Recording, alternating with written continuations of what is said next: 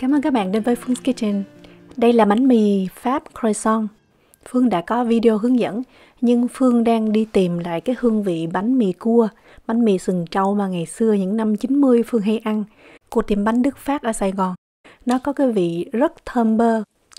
Ruột bánh không cần có những cái lỗ tàn ong hoặc cũng không cần quá giòn, mà bên trong rất là mềm mại. Khi mà mình xé ra thì có những cái lớp bột quấn với nhau. Như các bạn xem trên màn hình thì Phương nghĩ là mình đã thử nghiệm thành công. Không phải là cứ lấy cái cốt bánh mì ngọt quấn lại thành hình cua thì gọi đó là bánh mì cua nha. Đặc biệt là trong video hôm nay mình sẽ cùng nhau học một cái kỹ năng xử lý bơ. Tiếng Pháp gọi là beurre noisette. Phương không biết đọc đúng hay không. Và cái cách mình tạo hình cua làm sao cho thật là đẹp. Trong khu mô tả Phương để đường link cho các bạn bấm vào đọc công thức. Khi xem video các bạn nên mở phụ đề để đọc kèm nha. Hôm nay tổng lượng bột khô của công thức là 300g. Hàm lượng protein cho món bánh này tốt nhất là nằm ở mức 11%. Ở bên Đức các bạn mua số 550. Bánh không cần dùng bột có protein quá cao. Nếu các bạn dùng protein 13% thì nên kết hợp với bột mì đa dụng tỷ lệ 50-50. Cái loại bột hôm nay mình làm sẽ là một dạng brioche. Có hàm lượng trứng cao. Mình cần 3 cái trứng và sữa tươi. Phương dùng sữa lạnh. Chất tạo ngọt mình có đường cát trắng và sữa đặc có đường.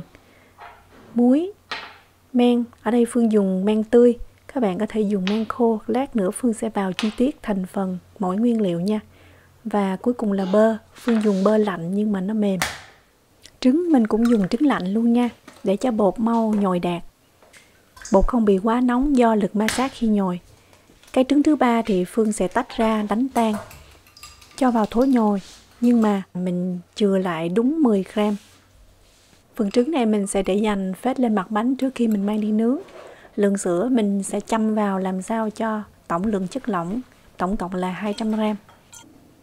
45g đường cát trắng và 20g sữa đặc có đường. Không có hoặc không thích thì có thể cho qua cái phần sữa đặc có đường. 12g men tươi. Còn nếu các bạn không có men tươi thì dùng men khô instant dry yeast là 3g. Bóp nhuyễn men tươi cho thẳng vào chất lỏng, trộn đều trước tiên. Sau đó cho bột mì vào. Phương hỗ trợ cái máy công đoạn đầu. Mình trộn sơ bằng cái spatula. 5g muối Phương cũng cho vào từ đầu luôn. Và cuối cùng là 30g bơ. Nhiều bạn hay hỏi Phương là dùng bơ hiệu nào. Ở Đức thì có rất là nhiều loại bơ, hiệu nào cũng được. Nhưng mà bơ động vật nha, Phương không có dùng bơ thực vật. Trước tiên mình nhồi ở số 2 trong vòng 2 phút cho mọi nguyên liệu hòa quyện. Sau đó tăng tốc lên số 4/12. Đây là tốc độ trung bình cho phép khi nhồi bột. Tổng thời gian nhồi sẽ tùy thuộc vào máy, nhưng mà máy nhà Phương thì sẽ cần khoảng 23 đến 25 phút. Dòng bánh này không có cho nhiều bơ nên nhồi cũng rất là mau đạt và khá là nhàn. Bột đạt là khi bột quấn quanh trục thau được sạch sẽ như vậy. Bột dai thì mình phải trở về tốc độ thấp nha, không có nhồi mạnh liền tù tì. Trong tổng thời gian nhồi thì Phương có khoảng 2 hiệp nghỉ, mỗi hiệp là khoảng 3 phút. Bột có độ dai dẻo, kéo màng mỏng. Mình thoa một chút xíu dầu vào cái thố ủ bột. Cho bột vào thố và mình để ở nhiệt độ phòng khoảng 30 phút. Sau đó các bạn phải cất tủ lạnh. Bột được ủ lạnh thì nó mới dai dẻo để các bạn cán bột. Cất tủ lạnh khoảng 1 tiếng. Còn nếu các bạn muốn làm cái khối bột này qua đêm thì không cần để ở nhiệt độ phòng. Nhồi xong là mình cất ngay liền vào trong tủ lạnh nha. Nhiệt độ phòng bên Phương là 22 độ C. Còn nếu mà bạn sống ở nơi khí hậu nóng thì mình chỉ cần cho bột nghỉ 15 phút là cất liền vào tủ lạnh. Thời gian ủ lạnh khoảng 1 đến 2 tiếng đều được. Hôm nay mình sẽ học một cái kỹ năng của người Pháp gọi là beurre noisette, giúp cho bơ được tăng cái hương thơm. Kỹ thuật này được áp dụng nhiều trong các dòng bánh như là Madeleine, Financé của Pháp. Dịch từ tiếng Anh, nghĩa đen sang tiếng Việt là mình sẽ đun cháy bơ để tạo thành một hỗn hợp bơ nâu, cực kỳ thơm mùi caramel. Mình cần 150g. Các bạn có thể dùng bơ có muối, còn nếu mà không có muối như Phương thì mình sẽ bổ sung 2g muối vào đây, là khoảng 1/8 muỗng cà phê. Bắt lên bếp và để cho bơ tan dần. Thật ra làm cái kỹ thuật này thì người ta khuyến cáo là không nên cho muối, vì khi cho muối sẽ tạo ra rất là nhiều bọt. Phương thì thật ra không thấy sự khác biệt. Khi mà bơ đã tan, Phương sẽ hạ xuống mức trung bình. Ban đầu bạn sẽ thấy là có những cái bong bóng to nổi lên. Bơ là làm từ sữa. Trong bơ có 82% là chất béo. 18% chất lỏng sẽ được đun và bay hơi. Đây là chất sữa. Những cái ván ở bên trên đó là ván sữa nha. Thỉnh thoảng mình lắc lắc cái nồi, những bọt khí dần nhỏ hơn. Màu bơ sẽ sậm dần. Dưới đáy nồi bạn sẽ thấy có chút xíu cặn. Đó là hoàn toàn bình thường ha. Lúc này các bạn nghe cái mùi bơ nó thơm lắm. Tổng thời gian đun khoảng chừng là 15 phút. Các bạn có thể lọc lại cho bơ được trong. Nhưng mà những cái chất cặn này không phải là chất cặn dơ đâu nha.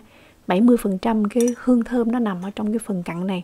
Nhưng nếu mà các bạn không thích, vì bánh ra nó sẽ có những cái đốm đốm đen đen. Khi các bạn kinh doanh thì thế nào cũng có người hỏi, thì các bạn có thể lọc bỏ đi và chỉ lấy cái phần bơ trong thôi.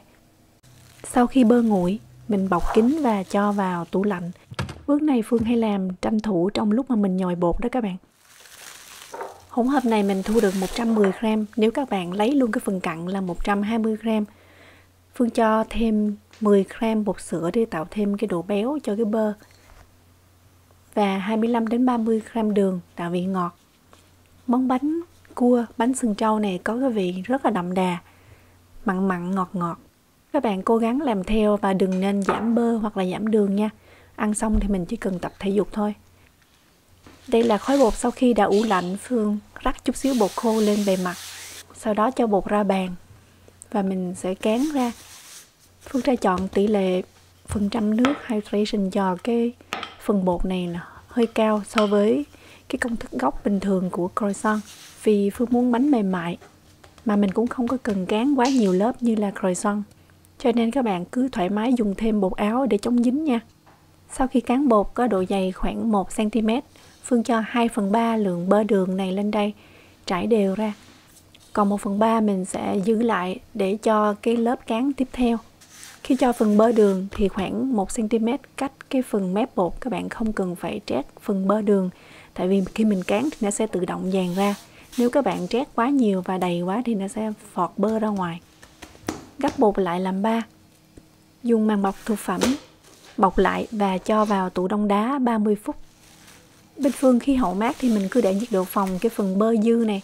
Còn nếu mà ở nơi khí hậu nóng thì các bạn cất tạm vào tủ lạnh nha. Sau 30 phút, Phương lấy bột ra, tiếp tục cho bột khô và cán mỏng một lần nữa. Luôn cán bột xuất phát từ điểm giữa của miếng bột, không cán xuất phát từ bên trái sang bên phải.